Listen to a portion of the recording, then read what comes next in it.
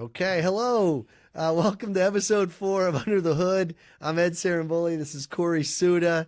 I have to tell you, nobody is more surprised than me and Corey. Yeah. We've had tens of thousands of views on our little podcast here, talking about things that are related to truck driving, the trucking industry, and trucking litigation. So today's super hot topic. So recently there was a 60 Minutes expose. There was a Wall Street Journal article. There was an article, I think it might have been in the Philly Inquirer, talking about chameleon carriers. What are they, and why is this such a problem in the industry right now? So here's what a chameleon carrier is, and Corey and I, we have a couple of these cases, unfortunately we have a couple of these cases right now. So it's a very quick, easy process to start a trucking company. I mean, you got to apply for a number, you got to get insurance. You don't even have to have a CDL license in order to get a start a trucking company. And so what happens is you have these companies that are being set up from individuals and corporations overseas. Mm-hmm. We see a lot of them coming out of Ukraine, Bosnia, Serbia. I mean, some of the Eastern Bloc countries, a lot of Armenian, ones as well. Uzbekistan is another big one. Another big area. And so what they do is they set up these companies and then they run them. And then when these companies get into trouble and they have a ton of violations, they just shut them down and open up another one and open up another one. It's all the same people, and they just do a different incorporation. And so, the federal government has what they've done is they've figured out that the federal government can't actually enforce the laws that are there because they have a lack of manpower. And so they can't track down all these individuals. And so it's called a chameleon because it's one bad company just now keeps going. And these companies are really terrible companies, causing a lot of problems. You have drivers that they can't read and write English. They don't have the telematics that are supposed to be in the vehicles, electronic logs. Every safety violation you could possibly imagine, they are usually hitting with these chameleon carriers. Yeah, and like USDOT, they can't govern it. No, right? Like they don't have the manpower to govern it, and when something happens, they immediately just shut down and start a new company. It's going to be the same equipment, same people, different LLC. I mean, So let's kind of run through how this process works. Right? Yeah. So in order to get a USDOT number, what do you have to do? So you got to fill out the paperwork from the federal government. It's called an OP1 agreement, which costs $400 maybe. Less than $1,000. And then you got to have insurance. You got to have the federal minimal insurance, which is $750,000, which will cost you, maybe a couple $1,000s in order to purchase that piece of coverage. And that's it. That's all you got to do. And I think there's been a problem recently. I think the underwriting process used to be a little more intensive for these trucking companies. Yeah. And so now what you have is you have a cottage industry within the insurance industry that is servicing these bottom of the barrel companies. You have insurance carriers that are being set up to do nothing but service these chameleon carriers. Out in California, it was a huge problem where they had a number of companies, insurance companies. There was, again, chameleon carriers. They were being set up from companies and individuals in India. They all had the last name of Singh, and so it was Florida. I think it was California and Florida, very similar. And you had an insurance company that was being set up as a separate company for them, that was selling insurance, the minimum insurance, and it was a total scam. So that has been a big problem at all. But again, because of the fact that the federal, the Department of Transportation has just been gutted. They don't have enough people to do enforcement of the companies that are already in business, right? So 80% of the companies that are in business right now have no safety rating, zero. I mean, think about that. For every 8 out of 10 trucks that you see out on the road, none of them have a safety rating. That's terrifying. Federal government can't even police those entities already. So now you have all these new entrants that are coming in, and they can't vet them, properly either. So what's a safety? Let's explain kind of a safety. Yeah. So the federal safety regulations, there's let's see, you might be able to grab the book. Somewhere around here. Yeah. Here, wait. We'll grab. Look, we even got props now. So this is, this is kind of the Bible, when it comes to the regulations. This is it. This is the Federal Motor Carrier Safety Regulations. This is what every company, every driver, has to follow. And they're supposed to, when you fill out this OP1 agreement, you're supposed to certify that you have a system in place that's going to follow those regulations. Mm-hmm. You're going to have a person or persons that's going to be responsible for making sure that you are in compliance with those regulations. It's never done. In these chameleon carriers, they just never do it. And so one of the biggest offenders for these chameleon carriers is they're getting paid by load, the number of loads that they could drive. So the more loads they could drive, the more money they're going to make. Well, there's hours of service regulations preventing, fatigued drivers from being on the roadway. Well, they just don't care, right? They are pushing these drivers all the time to violate those rules. Yeah, because if they get violations, these chameleon carriers, they don't care. You could give them, 10, 20, 30 violations. They're just going to pull that USDOT number and get a new one. They're just, literally, we're not kidding you. They would literally just cut off the logo off of one truck and put it on another one. And not even the logo. Like, they're literally just taking the so you have to, on a trailer, you have to have, on a tractor, you're supposed to have the USDOT number on there, like what the actual number is. They'll just change that number. It's the same tractor, it's everything. It's even the same like company logo. They're just changing the number. It changes the DOT number.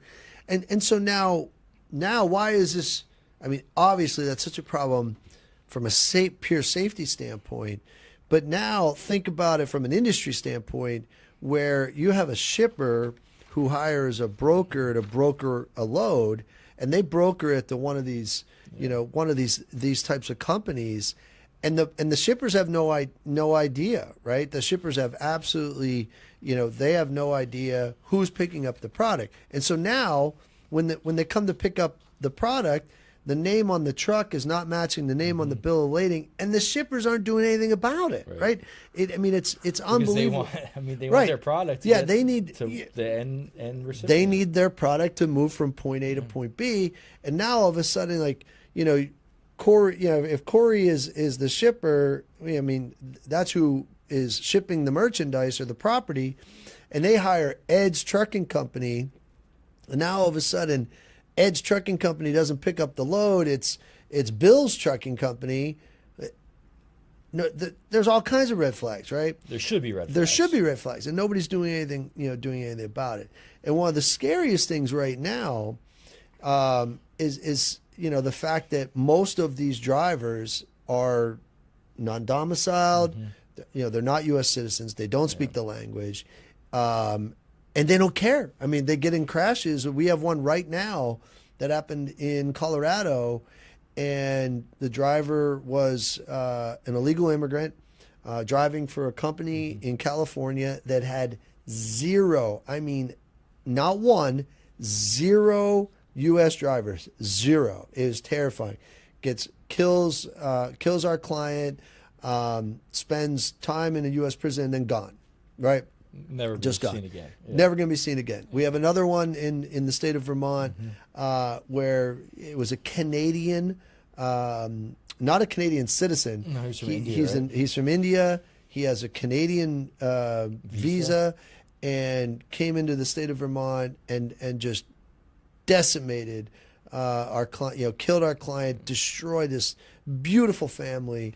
and this guy's going to be gone. I mean, he's in jail right now, but as soon as the sentence is up, he's going to be gone. Yeah, and part of the FMCSR is you have to be able to read and write and understand the English language. Yep. And the problem and they can't do it. And the reason for that, you got to be able to read the road signs. Right? You got to be able to read road signs. You got to be able to read bills of lading. You got to be able to read shipping manifests. You got to be able to, you pull into a loading dock. You got to understand where you're supposed to go, where you're not supposed to go. And so, one of the scary things right now is, brokers, they're hiring all these chameleon carriers and not vetting them, right?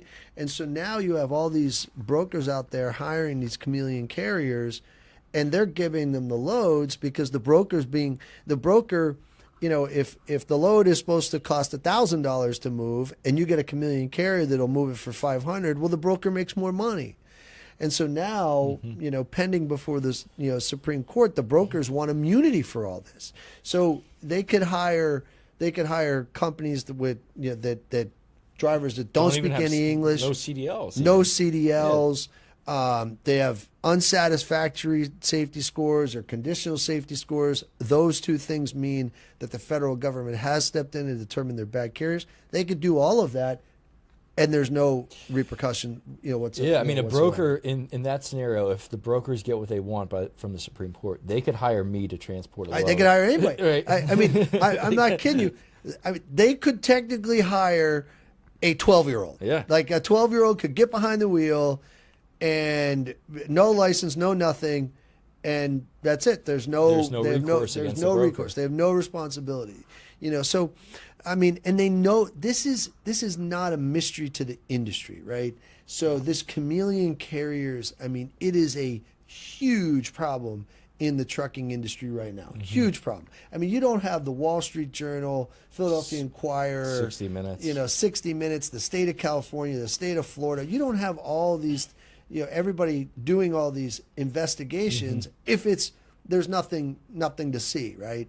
And so they know it's a problem, and instead of fixing the problem, what they want to do is they want to be granted immunity from having to deal with the problem. That's crazy, right? Yeah. And so instead of them saying, hey, what do we need to do to make our roads safer? Why don't we stop hiring really terrible companies? Why don't we stop hiring companies where the everything is run from Uzbekistan? It's not even being facetious. Like, this is legitimate. Like, what's happening? It is absolutely what's happening. I mean, we had a case recently where the dispatch was being done from Uzbekistan. And I was going to send Corey there just to see what it was like, which I thought would have been a heck of a lot of fun. That would have been a lot of fun. Very nice vacation, right? To go do a site inspection.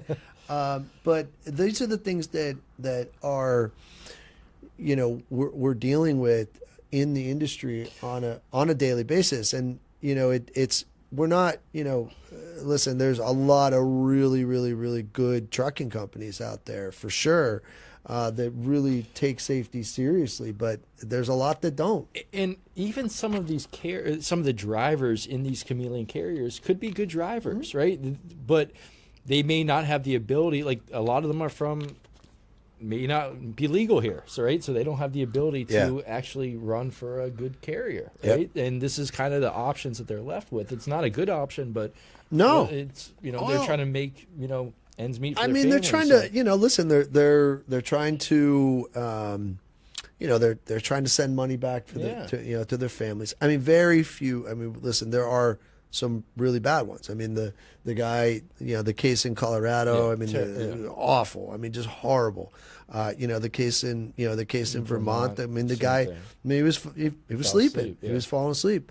I mean, we were involved in another case out in Oregon where the guy was high on cocaine. I mean, you have some really bad drivers, but Corey's right. The majority of these folks, they're coming in. They're coming into the country illegally. They're getting hooked up with these trucking companies. They're trying to just, eke out a living to send money back to, their families. And a lot of them are working really hard and trying their best. The problem is the companies don't give them any training. So, Correct. If they gave them any training, these folks would, Yeah. I certainly, benefit, from it. But that's, then the training costs money. Yeah. The companies are putting them in a bad spot. I mean, they're already in a bad spot, and then they get hired by these trucking companies, and they're just trying to get the load. I do think on that other case we will send you to Uzbekistan, because I mean that would just be, Yeah, I might have to start putting my application in. That would be a lot of fun. We'll Corey goes over. We'll have the camera crew follow Corey around to Uzbekistan just to see. I bet you. Do they have any golf courses? I bet you don't even know where Uzbekistan is. No, not on the map. No.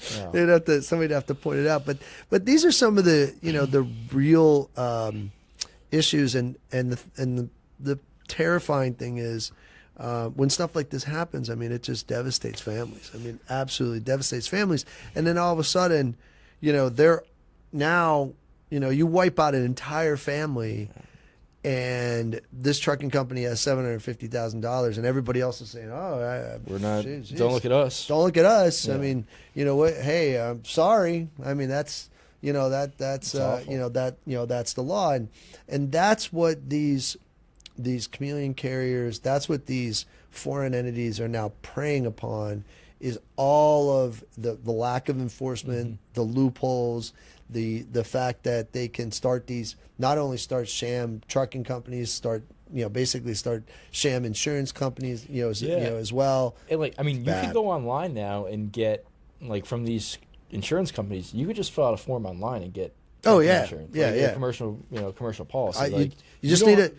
There's no underwriting going on. There's you need a U.S. DOT number, and That's some of it. these insurance companies are going to give you insurance, which is, and they are terrible. Believe me, these are sophisticated operators that are setting these things up, and they know the every single escape hatch that there is. And I mean, they're setting up 4, 5, 6, sometimes 10 companies at a time, and then just bouncing all these, from DOT number to DOT number. Yeah. I mean, we've seen it in, we've seen it with some of the biggest shippers in the world that they're doing this to. Did you see the CDL school that is in Philadelphia that it's under investigation? Yeah, totally fraudulent. Yeah, exactly. Yeah, I mean, they were handing out. They were giving. They were letting people take their. So you have to take the test. You're supposed to have English proficiency, right? Yeah. And so what they were letting them do was take their phone in and talk into Google Translate to translate the test. Yeah. In order to be able to, and some take of them it didn't and even pass take it. the test. Yeah, some of them were just giving out the CDLs. I mean, they think it's it's federally investigated right now. They think it's a complete sham, and it stems from a crash that occurred in Indiana, I believe. I believe it. I think the crash occurred in Indiana, killing someone. The driver was from Philadelphia and allegedly got his CDL at this CDL school. I believe it. And it's not surprising. when they started looking into it, it's they weren't taking the test, they weren't doing anything. They were just giving the CDLs out. Well, and look, I mean, we started this because we represent a lot of truck drivers, right? And giving information in truck driving. I mean, we believe it to be a noble profession, and the men and women that are out there really working hard and doing it the right way. They deserve to be able to earn a really good living, as this is a profession. Mm-hmm. Those men and women that are trying to do it the right way, this industry, this chameleon carriers, it's devastating to them, because it makes it very hard for them. Yeah, I mean, they're trying to invest in training, invest in telematics, invest in all the technology to avoid crashes. And as a result, they have to charge for that. And then you have these chameleon carriers that come along and just undercut the market. Well, look, any broker, shipper, whatever, they're just naturally going to give these companies the business because it's cheaper. And especially if there's no responsibility. No on the back responsibility. end. So it 100% just becomes a race to the bottom. And whatever your political persuasion is doesn't really matter. I will tell you without a fact, you want to take away American jobs, this is how it's happening, right? Because this is the profession. American truck drivers driving on American roads, that should be what we're concerned about, right? And instead, because of the lack of enforcement, and now, the brokers too, I mean, they're actively recruiting like these entities and organizations because they make more money. It's a huge problem, and one that needs to be talked about more.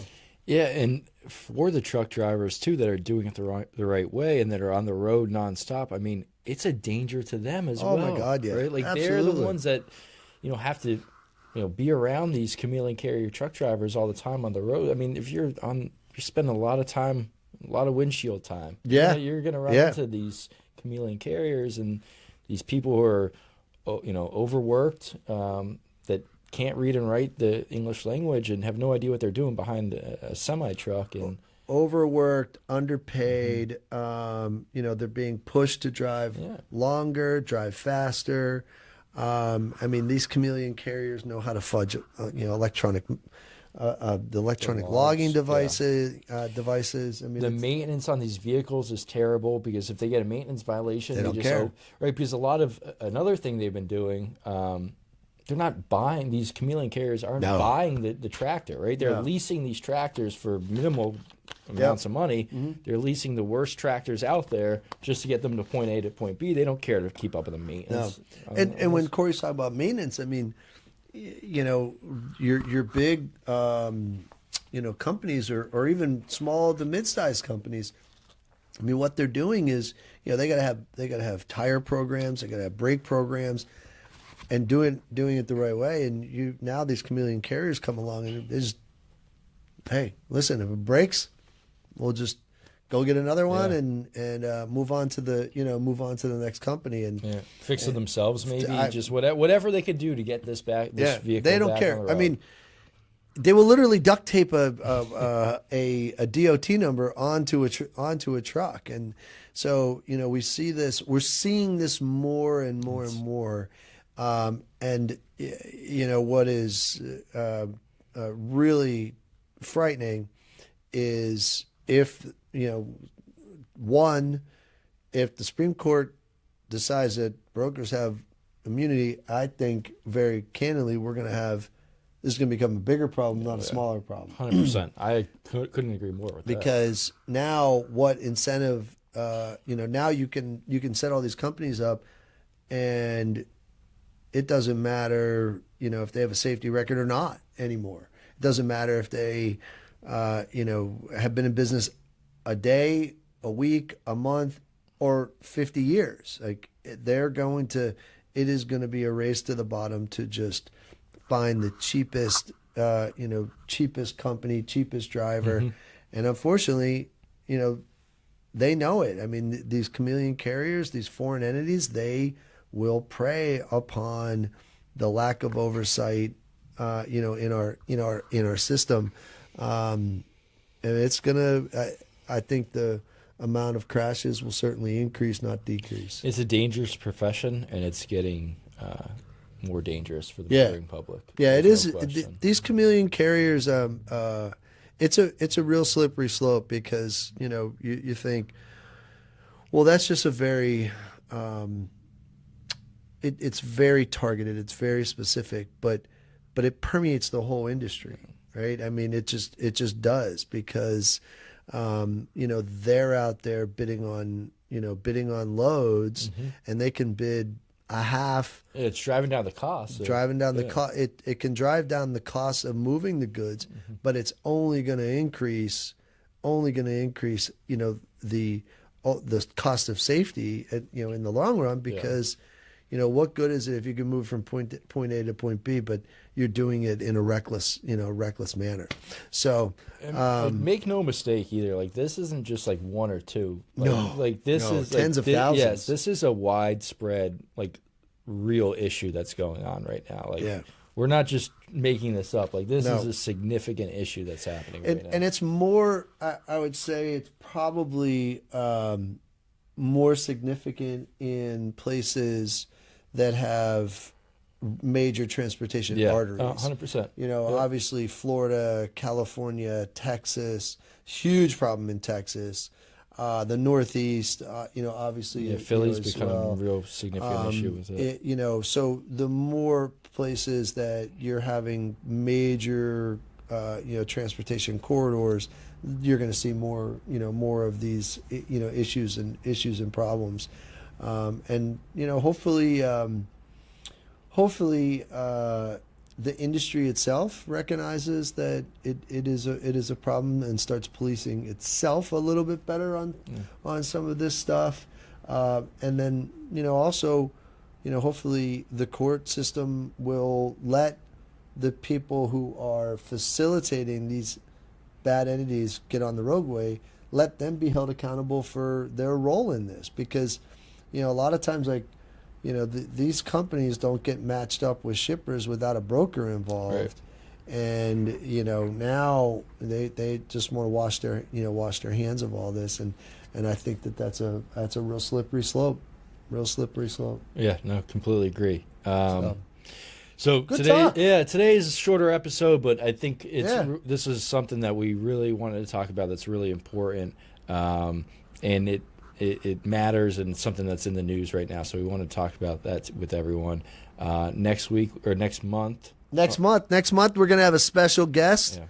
We don't know who that is yet, but we are gonna have a special guest from the industry that's gonna talk about some additional topics with us. Probably either a driver or somebody that's in the trucking insurance maybe in the trucking business. But we figure we want to spice it up a little bit and change it up a little bit, and we're going to bring somebody a new face in. So again, thank you, really. Thanks everybody for watching. It's I said nobody is more surprised than me and Corey that people want to listen to us. But we hope we're providing a good resource and providing a little bit of entertainment as well. And I promise, if we do send Corey to Uzbekistan, I'll make him get he'll be in full gear, and I'll make sure that we have good photographs. I'm still not convinced. It's just not like our family replaying it on YouTube and podcast. It might be. Maddie, Jen, they may just, my grandchildren may just be watching this over and over and over again to put them to sleep. But it's fine. That's fine. But thank you, everybody. Yeah, thanks, guys.